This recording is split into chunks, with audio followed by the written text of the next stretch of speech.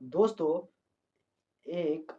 व्यक्ति होता है जिसका शादी हो चुका था और उसके 2 बच्चे होते हैं। लेकिन एक दिन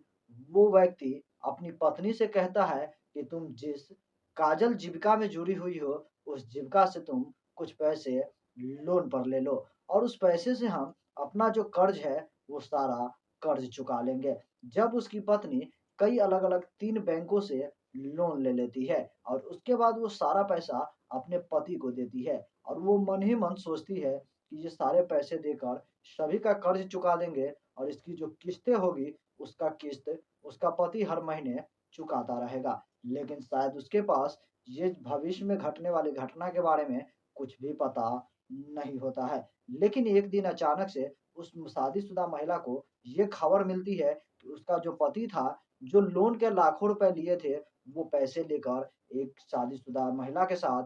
फरार हो जाती है। आखिर ये पूरी कहानी क्या थी और यह घटना कहाँ की थी? आज के इस वीडियो में मैं आपको विस्तार से बताऊँगा। तो वीडियो के अंत तक बने रहिएगा। अगर आपको हमारी ये वीडियो पसंद आती है, तो वीडियो को एक लाइक कीजिएगा और चैनल को भी सब्सक्राइब ज़रूर कर लीजिएगा। दोस्तों, यह घटना बिहार राज्य के सुपौल जिले की है, जहाँ पर एक शादीशुदा महिला होती है, जिस महिला का नाम अंजलि देवी होता है और उस महिला की शादी 2018 में होता है और उसका पति बहुत ही अच्छे तरीके से अपने पत्नी के साथ रहता था। लेकिन पत्नी अंजलि का कहना है कि उसका पति शराबी होता है, नशेबाज होता है। वो अक्सर शराब पिया करता था, लेकिन जब उसकी शादी हुई थी, तो वो मन ही मन सोच लिया था कि किसी भी तरीके से वो अपनी ज़िंदगी को अपने पति के साथ गुज़ार देगी और इसी सोच के साथ वो अपने पति के साथ रहने लगती है। समय दर समय सब कुछ ठीक-ठाक चल रहा होता है और इसी समय के दरमियान लगभग 6 से 7 साल बीतने के बाद उनके पास 2 बच्चे हो जाते हैं, जिनमें से एक 7 से 8 साल की एक लड़की होती है और उसका एक 5 से 6 साल का बेटा होता है और वो महिला बहुत ही ज़्यादा गरीब होती है और अपने पति को हर संभव प्रयास करती है कि उसकी सहायता करे, सपोर्ट करे और उसकी मदद कर सके और इसीलिए वो गरीब रहते हैं, लेकिन उसके पति परदेश में रहकर कमाई करते हैं और वहाँ से जो कुछ पैसे भेजा करते, उस पैसे को बचाकर उसकी पत्नी बहुत ही अच्छी तरीके से सँभाल कर रखते हैं और जब उसका पति पंजाब से कमाई कर वापस आते हैं, तब वो किसी तरीके से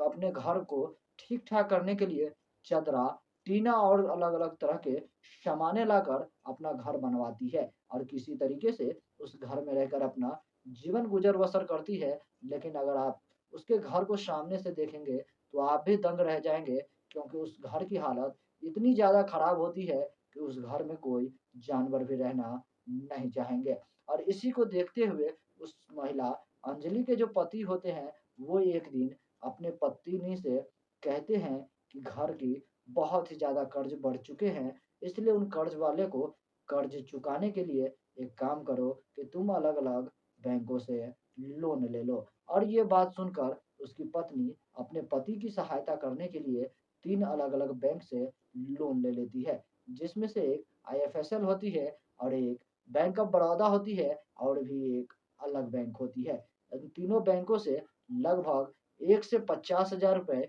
1 से 40,000 रुपए और 1 से 35,000 रुपए लोन ले लेते हैं और वो सारे पैसे लोन लेकर वो अपने पति के हाथों में दे देती है। उसका पति बहुत ही ज़्यादा खुश होता है और वो सारे पैसे लेकर एक दिन अचानक से अपने घर से गायब हो जाता है और वो भी गायब होता है तो वो साथ में अपनी एक दूसरी प्रेमिका के साथ घर से फरार हो जाता है। दरअसल वो जो लोन के पैसे लिए थे, वो सारे पैसे लेकर वो दूसरी महिला के साथ घर से फरार हो जाता है और वो बंगाल में फिर से वापस जो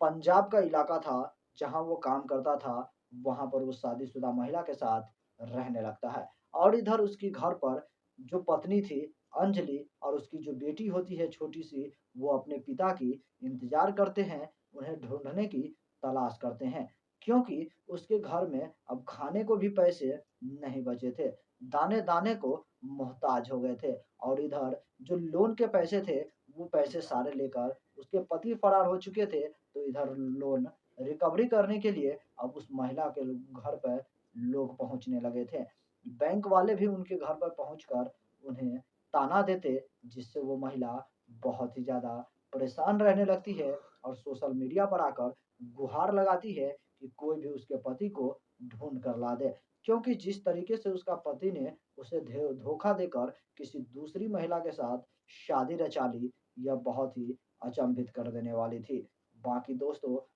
आजकल के इस ज़माने में कभी भी कुछ भी हो सकता है। इसीलिए किसी के साथ,